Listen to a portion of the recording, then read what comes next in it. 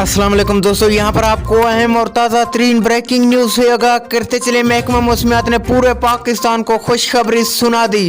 पूरे पाकिस्तान में बारिशों का नया सिलसिला शुरू होने वाला है, जिससे पूरे पाकिस्तान का मौसम मुकम्मल तौर पर चेंज होने वाला है। आइए दोस्तों मुकम्मल तफसीलात जानते हैं ये कब होगा और कितने दिन तक चलता रहेगा।